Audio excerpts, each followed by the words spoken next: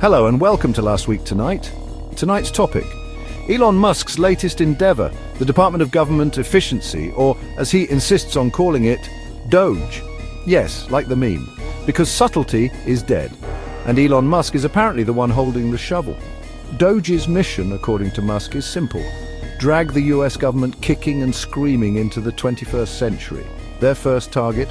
The Social Security Administration, an agency that, to be fair, could use some modernization, but whether Doge is the right dog for this particular walk remains to be seen.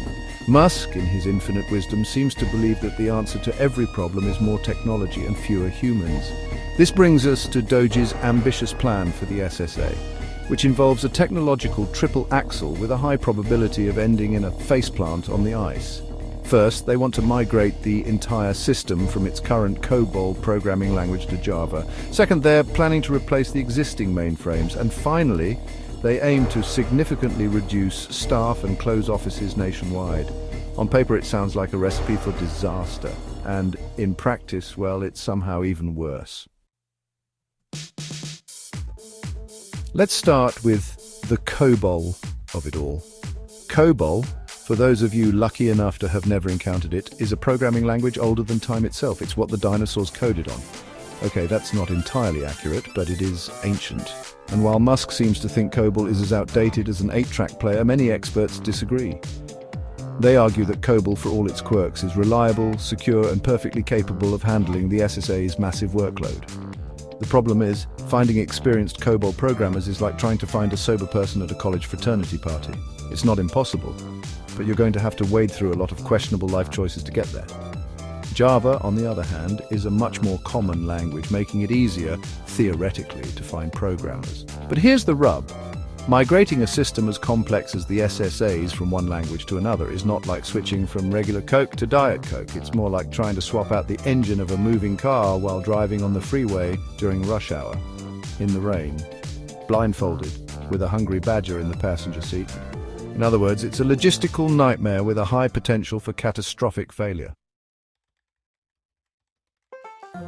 And speaking of catastrophic failure, let's talk about what's been happening since Doge started implementing its grand vision. Remember that whole website crashing constantly thing I mentioned earlier? Well, it's not just a hypothetical.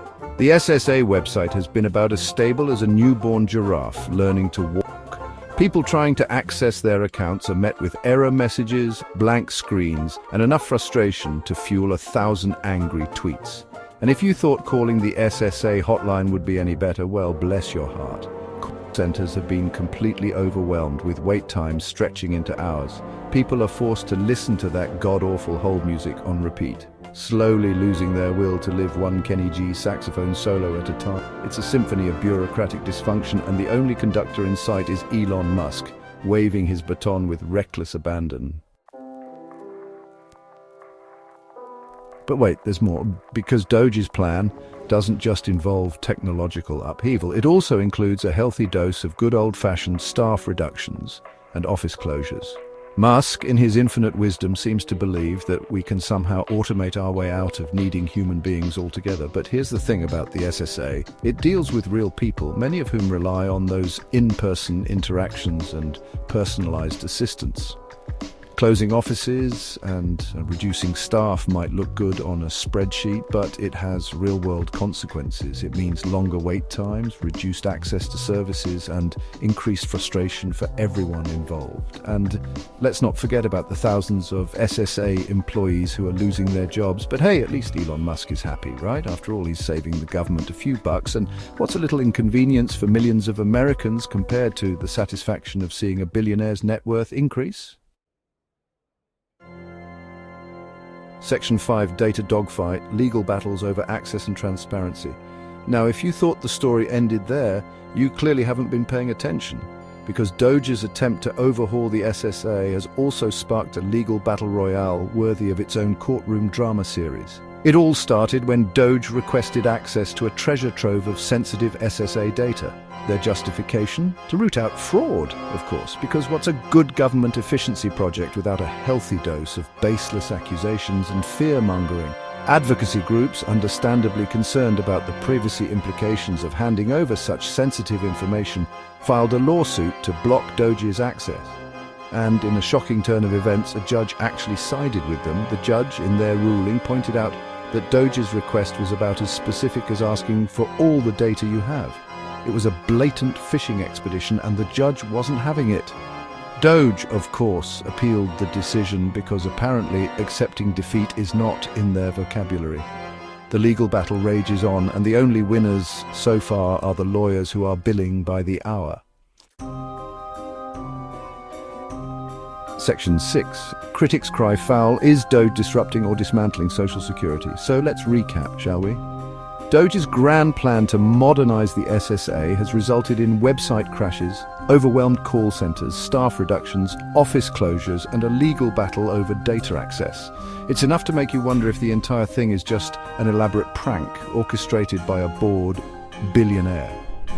But while Musk and his merry band of tech bros pat themselves on the back for disrupting government, critics are sounding the alarm. Former government officials, policy experts, and even celebrities like Mark Cuban have publicly criticized Doge's actions. They argue that the changes are not only unnecessary, but also potentially dangerous.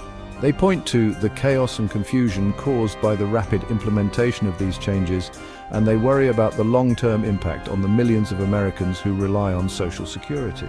Some even go so far as to accuse Musk of deliberately trying to dismantle Social Security, using the guise of efficiency to push a privatization agenda. Section 7. Musk's Manifesto: Efficiency, Savings and Fighting Fraud. Now, in the interest of fairness, let's hear what Musk and Doge have to say for themselves. According to Musk, the entire point of this overhaul is to make the SSA more efficient and cost-effective. He claims that by updating the technology and streamlining operations, Doge can save the government billions of dollars without impacting core services.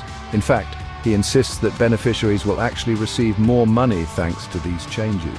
Musk also frequently throws around accusations of widespread fraud within the SSA, claiming that his technological wizardry is the only way to root out these phantom fraudsters.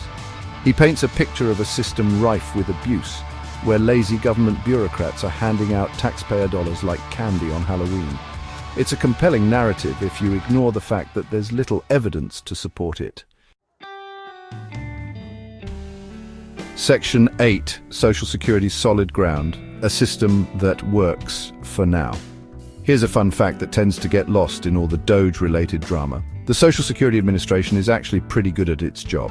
In 2023, the SSA delivered $1.3 trillion in benefits to 70 million beneficiaries. That's more than the GDP of many countries. And they did it all with administrative expenses of only 0.5% of the total program cost. That's lower than most 401k programs and state and local government pensions. So before we let Elon Musk blow up the entire system in the name of efficiency, maybe we should take a step back and appreciate what the SSA already does well. Yes, there's always room for improvement. But let's not throw the baby out with the bathwater just because a billionaire with a messiah complex thinks he can code his way out of any problem. Section 9. COBOL's comeback, why mainframes still matter in the modern age. And finally, let's address the elephant in the server room, COBOL. Contrary to what Musk and his tech disciples would have you believe, COBOL is not dead. It's not even on life support. In fact, COBOL is alive and well, quietly powering critical systems in industries ranging from finance to healthcare to government. And you know what? It's doing a damn good job. Remember those mainframes that Doge is so eager to replace? Well, they're not just relics of a bygone era. They're powerful machines that are specifically designed to handle the kind of large-scale data processing that the SSA requires. They're reliable, secure, and surprisingly energy efficient. So, before we rush headlong into the future, maybe we should take a moment to appreciate the past. COBOL and mainframes may not be sexy, but they work. And sometimes that's all that matters. And on that note, I'll leave you with this thought. If it ain't broke, don't let Elon Musk anywhere near it. Until next time, good night.